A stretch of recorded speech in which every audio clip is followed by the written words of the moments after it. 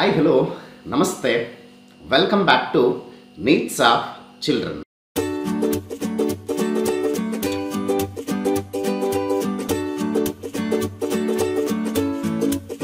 ಪ್ರೌಢಶಾಲಾ ವಿದ್ಯಾರ್ಥಿಗಳಿಗೆ ಹಾಗೂ SSLC ಮಕ್ಕಳಿಗೆ ವಿಶೇಷವಾಗಿ ಪರೀಕ್ಷೆ ಸಕಾಲವು ಮತ್ತು ಸಿದ್ಧತೆಯ ಸೂತ್ರವು ಅನ್ನೋ ಒಂದು ವಿಡಿಯೋದಲ್ಲಿ ನಿಮ್ಮ ಬರವಣಿಗೆಯ ಶೈಲಿ, ಓದುವ ವಿಧಾನ, ಸಮಯದ ಸದುಪಯೋಗ ಹಾಗೆ ಆರೋಗ್ಯದ ಬಗ್ಗೆ ಕಾಳಜಿ ಈ ಒಂದು ವಿಚಾರವಾಗಿ ತಾವೆಲ್ಲರೂ ಕೂಡ ಅದ್ಭುತವಾದಂತಹ ಒಂದು ರೆಸ್ಪಾನ್ಸನ್ನು ಕೊಟ್ಟಿದ್ರಿ. ನೀವೇನಾದರೂ ಆ ವಿಡಿಯೋವನ್ನು ನೋಡಿಲ್ಲ ಅಂದರೆ ಮತ್ತೊಮ್ಮೆ ಆ ಡಿಸ್ಕ್ರಿಪ್ಷನಲ್ಲಿ ಹಾಕಿರ್ತೀನಿ, ವಿಡಿಯೋವನ್ನು ನೋಡಿ ಅಂತ ಹೇಳ್ತಾ ಈ ಒಂದು ವಿಡಿಯೋದಲ್ಲಿ ಪ್ರಸ್ತುತ 2020-21ನೇ ಸಾಲಿನ SSLCಯ ಸೋಷಿಯಲ್ ಸೈನ್ಸ್ ಮಾಡಲ್ ಕ್ವಶನ್ ಪೇಪರನ್ನು ತಮ್ಮ ಮುಂದೆ ಬ್ರೀಫಾಗಿ ಡಿಸ್ಕಷನ್ ಮಾಡಲಿಕ್ಕೆ ಈ ಒಂದು ವಿಡಿಯೋವನ್ನು ನಿಮ್ಮ ಮುಂದೆ ತರ್ತಾ ಇದ್ದೀನಿ.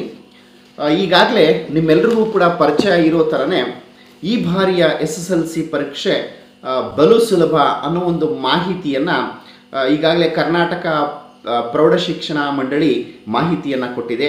ಅದರಲ್ಲೂ ಕೂಡ ಕೆಲವೊಂದಷ್ಟು ಬದಲಾವಣೆಗಳನ್ನು ಮಾಡಿಕೊಂಡಿದ್ದಾರೆ.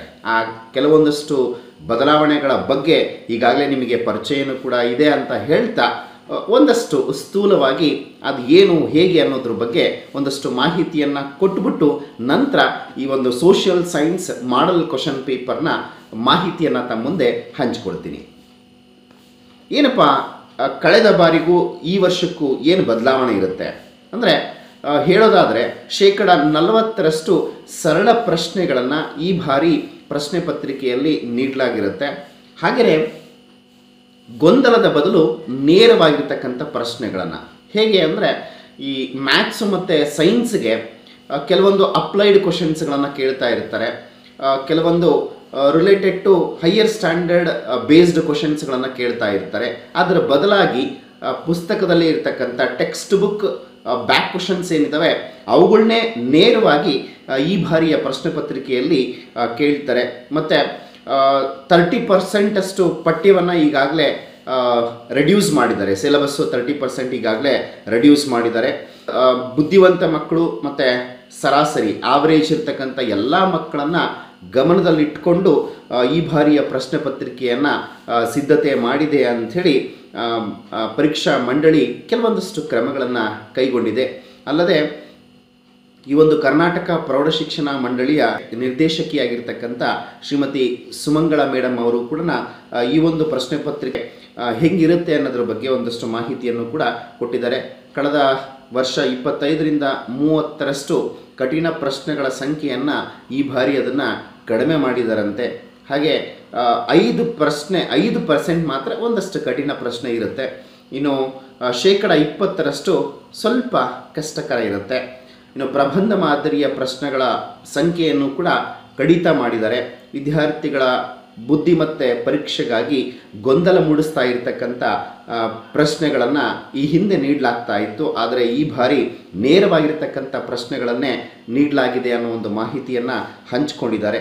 ಹಾಗೆ ಮತ್ತೆ ಎಲ್ಲ SSLC ಮಕ್ಕಳಿಗೆ ನನ್ನ ಕಡೆಯಿಂದ ಒಂದು ಕಿವಿ ಮಾತು ಏನಪ್ಪ ಅಂತಂದರೆ, ಆದಷ್ಟು ಈ ಬಾರಿ ಏನು ಡಿಪಾರ್ಟ್ಮೆಂಟಿಂದ ಕರ್ನಾಟಕ ಸೆಕೆಂಡರಿ ಎಜುಕೇಷನ್ ಬೋರ್ಡಿಂದ ಏನು ಪ್ರಶ್ನೆ ಪತ್ರಿಕೆಗಳನ್ನು ಮಾದರಿ ಪ್ರಶ್ನೆ ಪತ್ರಿಕೆಗಳನ್ನು ಮಾಡಲ್ ಕ್ವಶನ್ ಪೇಪರ್ಸ್ಗಳನ್ನು ರಿಲೀಸ್ ಮಾಡಿದ್ದಾರೆ, ಆ ಒಂದು ಪ್ರಶ್ನೆ ಪತ್ರಿಕೆಗಳನ್ನೇ ಹೆಚ್ಚಿನದಾಗಿ ಅಭ್ಯಾಸ ಮಾಡಿ ಅವುಗಳಿಗೆ ಹೆಚ್ಚಿನದಾಗಿರ್ತಕ್ಕಂಥ ಒಂದು ಒತ್ತು ಕೊಡಿ ಅನ್ನೋ ಒಂದು ಕಿವಿ ಮಾತನ್ನು ಹೇಳ್ತಾ let's come to the today we are going to be get social science model question paper. So ಡಿಪಾರ್ಟ್ಮೆಂಟ್ನವರು ಈಗಾಗಲೇ 2 ಕ್ವಶನ್ ಪೇಪರ್ಗಳನ್ನು ರಿಲೀಸ್ ಮಾಡಿದ್ದಾರೆ. ಅದರಲ್ಲಿ ಮೊದಲನೇ ಒಂದು ಮಾಡಲ್ ಕ್ವಶನ್ ಪೇಪರನ್ನು ತಮ್ಮ ಮುಂದೆ ಬ್ರೀಫಾಗಿ ಎಕ್ಸ್ಪ್ಲೈನ್ ಮಾಡಲಿಕ್ಕೆ ಒಂದು ಸಣ್ಣ ಪ್ರಯತ್ನ.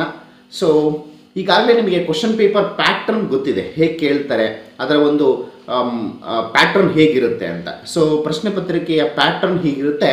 ಅದರಲ್ಲಿ ಮಲ್ಟಿಪಲ್ ಚಾಯ್ಸ್ ಕ್ವಶನ್ಸ್ 8 ಕ್ವಶನ್ಸ್ ಇರುತ್ತೆ. ಇನ್ನು 1 ಮಾರ್ಕ್ ಕ್ವಶನ್ಸು 8 ಇರುತ್ತೆ.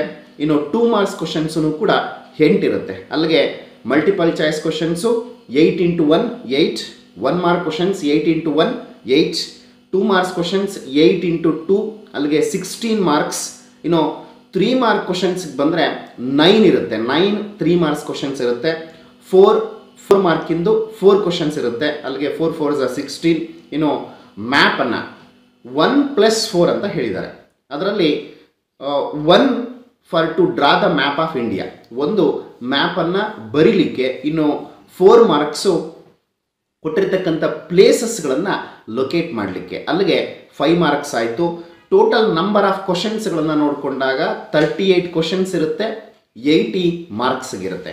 ಸೊ ಹಾಗಾಗಿ ಲೆಟ್ಸ್ ಕಮ್ ಟು ದಿ ಏನಿದೆ ಮಾಡಲ್ ಕ್ವಶನ್ ಪೇಪರ್ ನಂಬರ್ 1. ಸೊ ಈ ಒಂದು ವಿಡಿಯೋದಲ್ಲಿ ಮಲ್ಟಿಪಲ್ ಚಾಯ್ಸ್ ಕ್ವಶನ್ಸ್ ಮತ್ತು 1 ವರ್ಡ್ ಆನ್ಸರ್, ಅದರಲ್ಲೂ ಪೇಪರ್ 1 ತಮ್ಮ ಮುಂದೆ ಡಿಸ್ಕ್ರೈಬ್ ಮಾಡ್ತಾ ಹೋಗ್ತೀನಿ.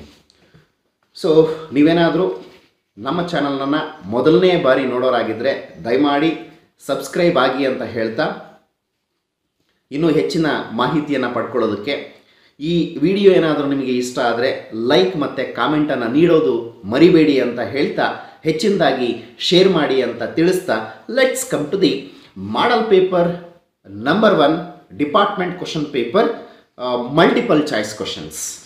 ಇದು ಇಂಗ್ಲೀಷ್ ಮೀಡಿಯಂ. ಸೊ ಮೊದಲನೇ ಕ್ವಶನ್ ಹೀಗಿದೆ: the rebellion against British at Bidanur and Shikaripura in 1800 is. ಈ ಒಂದು ಪ್ರಶ್ನೆಯನ್ನು ನೋಡಿದಾಗ ಹಿಸ್ಟ್ರಿಯ chapter number 4 opposition to British rule in Karnataka, ಈ ಒಂದು ಲೆಸನ್ನಿಂದ ಕೇಳಿರ್ತಕ್ಕಂಥದ್ದು. So the rebellion against British at Bidanur and Shikaripura in 1800. So 4 options: Hyder Ali, ದೋಂಡಿಯಾವಾಗ್, Chennamma, Sangolli Rayanna. So the right answer is Dhondia Wagh. So ಅಂದರೆ ಇಲ್ಲಿ ನಾನು ಈ ಒಂದು ಚಾಪ್ಟರ್ನ ಯಾಕೆ ಹೈಲೈಟ್ ಮಾಡ್ತಾ ಇದ್ದೀನಿ ಅಥವಾ ಡಿಪಾರ್ಟ್ಮೆಂಟ್ನವ್ರು ಕೊಟ್ಟಿರ್ತಕ್ಕಂಥ ಉದ್ದೇಶ ಏನು ಅಂತಂದರೆ, ಸ್ವಲ್ಪ ಈ ಒಂದು ಲೆಸನ್ಗೆ ಮಲ್ಟಿಪಲ್ ಚಾಯ್ಸ್ಗೆ ಇಂಪಾರ್ಟೆನ್ಸನ್ನು ಕೊಡಿ ಅನ್ನೋ ಒಂದು ಉದ್ದೇಶ. ಇನ್ನು ಎರಡನೇ ಕ್ವಶನನ್ನು ನೋಡೋದಾದರೆ, ಡೆರೋಜಿಯೋ had to resign from his teaching post because of. ಡೆರೋಜಿಯೋ had to resign from his teaching post because of. ಈ ಒಂದು ಪ್ರಶ್ನೆ history chapter number 5 social and religious reformation ಮೂಮೆಂಟ್ಸ್ಗಳಿಂದ ಬಂದಿರತಕ್ಕಂಥ ಪ್ರಶ್ನೆ ಆಗಿದೆ. Derozio had to resign from his teaching post because of. ಇಲ್ಲಿ ಆ 4 ಆಪ್ಷನ್ಸ್ಗಳನ್ನು ನೋಡಿದಾಗ, the pressure from his colleagues and opponents, is ill health, is interest to studies on Vedas, the pressure from the government to return back to England. So ಇಲ್ಲಿ the right answer is option A, the pressure from his colleagues and opponents. ಇನ್ನು ಮೂರನೇ ಪ್ರಶ್ನೆಯನ್ನು ನೋಡೋದಾದರೆ, Panchsheel principles var signed between. So this question from political science chapter number 2 Indian foreign policy. So the 4 options are: option A, Jawaharlal Nehru and Meiji, Motilal Nehru and Chow En-lai. Option 3, Jawaharlal Nehru and Chow En-lai. And the 4th option, Motilal Nehru and Chacha Nehru. And the right answer is option C, Jawaharlal Nehru and Chou Enlai. So next 4ನೇ ಕ್ವಶನ್ಗೆ ಹೋಗೋದಾದರೆ, migration is one of the main features of. So this question that is from the sociology chapter number 2 labour. So the 4 options, among that option A, organised sector labourers, option B, unorganised sector labourers, option C, child laborers, option D, female laborers. So the right answer is option B, unorganized sector laborers. So ಇಲ್ಲಿ ಇದ್ರ ಮಧ್ಯದಲ್ಲಿ ಒಂದು ಕಿವಿ ಮಾತೇನಪ್ಪ ಅಂತಂದರೆ, ಮಕ್ಕಳೇ ನೀವು ಸುಮ್ಮನೆ ಒಬ್ಬರೇ ಓದ್ತಾ ಕೂರೋದಕ್ಕಿಂತ ನೀವು ಓದಿರ್ತಕ್ಕಂಥದ್ದನ್ನು ಇನ್ನೊಬ್ಬರ ಹತ್ರ ಡಿಸ್ಕಷನ್ ಮಾಡೋದು ಭಾಳಷ್ಟು ದಿನಗಳ ಕಾಲದವರೆಗೆ ನೆನಪಲ್ಲಿರುತ್ತೆ. ಬಟ್ ಆದರೆ ಈಗ ಈ ಒಂದು ಕೋವಿಡ್ ಟೈಮಲ್ಲಿ, ಈ ಒಂದು ಕರೋನಾ ಟೈಮಲ್ಲಿ ಅದು ಸಾಧ್ಯವಾಗದೇ ಇರೋ ಮಾತು. ಬಟ್ ಆದ್ರೂ ಕೂಡ ಮಾಸ್ಕನ್ನು ಧರಿಸ್ಕೊಂಡು ಸೋಷಿಯಲ್ ಡಿಸ್ಟೆನ್ಸನ್ನು ಮೇಂಟೈನ್ ಮಾಡಿ ಸ್ಯಾನಿಟೈಸರನ್ನು ಬಳಸ್ಕೊಂಡು ನೀವು ನಿಜವಾಗ್ಲೂ ಕೂಡ ರಿಲೇಟೆಡ್ ಟು ಸಬ್ಜೆಕ್ಟ್ ಬಗ್ಗೆ ಡಿಸ್ಕಷನ್ ಮಾಡಿದ್ದೇ ಆಗಿದ್ದರೆ ಭಾಳಷ್ಟು ದಿನಗಳವರೆಗೆ ನೆನಪಲ್ಲಿರುತ್ತೆ, ಎಕ್ಸಾಮ್ಗೆ ತುಂಬಾ ಹೆಲ್ಪ್ ಆಗುತ್ತೆ. Okay, so let's come to the question number 5. Narmada Bachao movement was led by. So this question that is from the sociology. ನೋಡಿ, ಇಲ್ಲಿ ಸೋಷಿಯಾಲಜಿನಲ್ಲಿ ಚಾಪ್ಟರ್ ನಂಬರ್ 2 ಮತ್ತು ಚಾಪ್ಟರ್ ನಂಬರ್ 3 ಎರಡು ಸೋಷಿಯಾಲಜಿಯಿಂದನೇ ಮಲ್ಟಿಪಲ್ ಚಾಯ್ಸನ್ನು ಕೊಟ್ಟಿದ್ದಾರೆ. ಹಾಗಾಗಿ ಚಾಪ್ಟರ್ ನಂಬರ್ 3, ಚಾಪ್ಟರ್ ನಂಬರ್ 2ಗೆ ಇಂಪಾರ್ಟೆನ್ಸನ್ನು ಕೊಡಿ. So chapter number 3 social problems. So Narmada Bachao movement was led by. The 4 options are Medha Patkar, Arjun Aradhya, Tehri Garhwals, villagers of Salyani. And the right answer is Medha Patkar is the right answer for this question. Let's move on to question number 6. Nagarjun Sagar project is built across the river. So this question, it is from the geography, chapter number 6, Indian water resources. So once again the question, Nagarjun Sagar project is built across the river. So the 4 options are Rihand River, Kaveri River, Sutlej River, Krishna River. So these are the 4 options. Even the 4 options are Krishna River. The Krishna River is the right answer. Okay, and the next question, 7th question. Ashraya Yojana was implemented with the intention of. So this question, it is from the economics, chapter number 2, rural development. So once again the question, Ashraya Yojana was implemented with the intention of. The 4 options are providing employment, option B providing houses, option C providing agricultural lands, option D providing education, and the right answer is providing houses. Yes. And the next, the last multiple choice question, 8th question, that is, the question is, the Consumer Protection Act was passed in the year. So this question, that is from the business study, chapter number 4, Consumer Education and Protection. So once again the question, the Consumer Protection Act was passed in the year. So the 4 options are 1976, 1986, 1963, 1960. So the right answer is option B, 1986. So these are the 8 very important multiple choice questions, model question paper number 1. So ಹೇಳಿರ್ತಕ್ಕಂಥ ಲೆಸನ್ಸ್ಗಳಲ್ಲಿ ಇದೇ questions ಅಂತಲ್ಲ, ಆದಷ್ಟು ಹೇಳಿರೋ ಆ ಲೆಸನ್ಸ್ಗಳಿಗೆ ಒಂದಷ್ಟು ಇಂಪಾರ್ಟೆನ್ಸನ್ನು ಕೊಡಿ. The intention, model question ಪೇಪರ್ನ ಬಿಟ್ಟಿರ್ತಕ್ಕಂಥ ಉದ್ದೇಶ ಮತ್ತು ಕ್ಲಿಯರ್ ಆಗಿ ಡಿಪಾರ್ಟ್ಮೆಂಟ್ನವ್ರು ಹೇಳಿಬಿಟ್ಟಿದ್ದಾರೆ. ಏನಂತ ಅಂದರೆ, ಈ ಕೊಟ್ಟಿರ್ತಕ್ಕಂಥ ಮಾಡಲ್ ಕ್ವಶನ್ ಪೇಪರ್ಗಳನ್ನು ರೆಫರ್ ಆಗಿಟ್ಕೊಳ್ಳಿ, ಆದಷ್ಟು ಅದಕ್ಕೆ ಕಾನ್ಸಂಟ್ರೇಟ್ ಮಾಡಿ ಅನ್ನೋ ಒಂದು ಕಿವಿ ಮಾತನ್ನು ಕೂಡ ಹೇಳಿದ್ದಾರೆ. ಹಾಗಾಗಿ ಸೊ ಈ ಕ್ವಶನ್ಸ್ಗಳ ಜೊತೆಗೆ ನಾನೇನು ಚಾಪ್ಟರ್ಸ್ಗಳನ್ನು ಹೈಲೈಟ್ ಮಾಡಿದ್ದೀನಿ, ಯಾವ ಚಾಪ್ಟರ್ಸ್ಗಳಿಂದ ಕೇಳಿದ್ದಾರೆ ಅಂತ, ಆ ಒಂದು ಚಾಪ್ಟರ್ಸ್ಗಳಿಗೆ ಮಲ್ಟಿಪಲ್ ಚಾಯ್ಸ್ ಕ್ವಶನ್ಸ್ಗಳಿಗೆ ಒಂದಷ್ಟು ಇಂಪಾರ್ಟೆನ್ಸನ್ನು ಕೊಡಿ ಅಂತ ಹೇಳ್ತಾ, so let's come to the next, ಅಂದರೆ ಒನ್ ವರ್ಡ್ ಆನ್ಸರ್ ಯಾವೆಲ್ಲ ಲೆಸನ್ಸಿಂದ ಕೇಳಿದ್ದಾರೆ, ಯಾವ ಕ್ವಶನ್ಸ್ಗಳಿದ್ದಾವೆ ಅನ್ನೋದ್ರ ಬಗ್ಗೆ. So just once we are going to be go through the 1 mark question.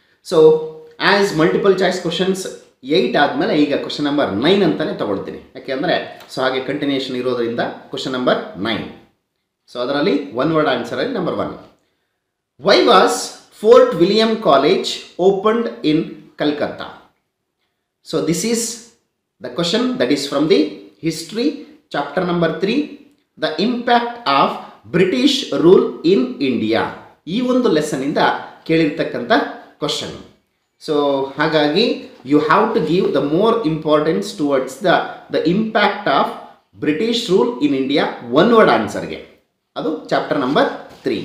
So the right answer is, for the benefit of people aspiring to join civil services is the right answer. So once again, for the benefit of people aspiring to join civil services is the right answer. Okay, so let's move on to second question. Andre question number 10. Who is known as Iron Man of India? So this is the question. History, chapter number 9, post independence India. So once again, the question, who is known as Iron Man of India? So I think everyone know about that. Sardar Vallabhbhai Patel is known as Iron Man of India. Okay, so the next question. Question number 11. ಅದರಲ್ಲಿ ನಾವು question number 3 ಅಂತ ನೋಡ್ಕೊಳ್ಳೋದಾದ್ರೆ, so what is unemployment? This is the question from the political science, chapter number 1, the problems of India and their solutions. ಈ ಒಂದು lesson ಇಂದ ಕೇಳಿರ್ತಕ್ಕಂಥದ್ದು. ಹಾಗಾಗಿ one word ಆನ್ಸರ್ಸ್ಗೆ ಈ ಒಂದು ಲೆಸನ್ ಅನ್ನು ರೆಫರ್ ಮಾಡಿ ಅಂತ ಹೇಳ್ತಾ, so what is unemployment? Answer ಅನ್ನು ನೋಡೋಣ. Unemployment is a situation where a person does not find work in accordance to his capacity or qualification. So once again, the answer, unemployment is a situation where a person does not find work in accordance to his capacity or qualification. So this is what is female pieticide. So this is the question, and so this question, it is from the sociology chapter number 4, social problems in the ಕೇಳಿರ್ತಕ್ಕಂಥ question. So this is chapter number 4, sociology, social problems in the ಕೇಳಿರ್ತಕ್ಕಂಥ question. Once again, the question, what is female pieticide? The answer is, female pieticide is an attempt to stop the natural growth of a female fetus in the womb of the mother, or abortioning of fetus forcibly. So female pieticide is an attempt to stop the natural growth of female fetus in the womb of a mother, or abortioning the fetus forcibly is called as what is female pieticide. Okay, so let's move on to next question. Question number 13. The question is like this: why should we plant trees along the coast? So this is the question that is from the geography, chapter number 4, Indian soils. Indian soils in the ಕೇಳಿರ್ತಕ್ಕಂಥ question. Once again, the question is, why should we plant trees along the coast? For the answer, ಏನಪ್ಪ ಇದಕ್ಕೆ answer ಅಂತ ನೋಡೋದಾದ್ರೆ, we should plant trees along the coast to prevent coastal erosion and to check the impact of cyclonic winds and the soil erosion is the answer. Okay, so let's move on to next question. Which is the coldest month in India? So this is the question from the geography. So geography ಇಂದ ಎರಡು question ಇದೆ. ಒಂದು chapter number 4, Indian soils ಇಂದ, and the chapter number 3, which is the coldest month in the India. So ಅದರಲ್ಲಿ chapter number 3, Indian climate. So you have to concentrate Indian ಕ್ಲೈಮೇಟಿಂದ ಒಂದು 1 mark question ಇರುತ್ತೆ. ಹಾಗಾಗಿ give more importance to that ಲೆಸನ್ಗೆ. So the question once again, which is the coldest month in India? The answer for this, January month is the coldest month in India. So let's move on to next. Why is 15th of March celebrated as World Consumers Day? Why is 15th of March celebrated as World Consumers Day? So this question, that is business study, education and protection. ಈ ಒಂದು lesson ಇಂದ ಕೇಳಿರ್ತಕ್ಕಂಥ question.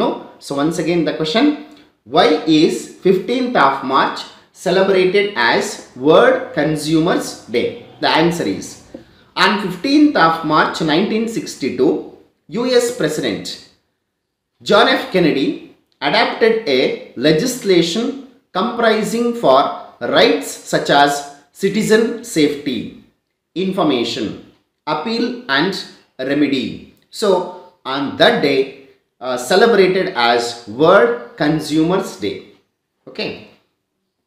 And then last question from the one word answer. So what is national income? What is national income? So this question, it is from the economics chapter number 1, development. So chapter number 1, development ಇಂದ ಕೇಳಿರ್ತಕ್ಕಂಥ question ಏನಪ್ಪ, what is national income. So ಈಗಾಗಲೇ ಹಿಂದಿನ ತರಗತಿಗಳೆಲ್ಲ you have been studied, ಯಾಕೆಂದರೆ 9th ಅಲ್ಲಿ ಬಂದಿದೆ, 8th ಅಲ್ಲಿ ಬಂದಿದೆ. So let's come to the ones again, what is national income. The answer is the national income is the total value of all the goods and services produced in a country during 1 year is the answer. Once again, national income is the total of all goods and services produced in a country during 1 year. So these are one word answer. So total 8 multiple choice questions, 8 one word answer. So this is model question paper 1. In next video 2 marks questions ಯಾವ್ಯಾವುದಿದೆ model paper 1 ಅಲ್ಲಿ. So ಅದರ detailed ಡಿಸ್ಕ್ರಿಪ್ಷನನ್ನು ಮತ್ತೊಂದು ವಿಡಿಯೋದಲ್ಲಿ ಪುನಃ ತಮ್ಮ ಮುಂದೆ ಬರ್ತೀನಿ. So ಅಲ್ಲಿವರೆಗೂ keep watching my channel ಅಂತ ಹೇಳ್ತಾ, so see you in the next video. So thank you very much.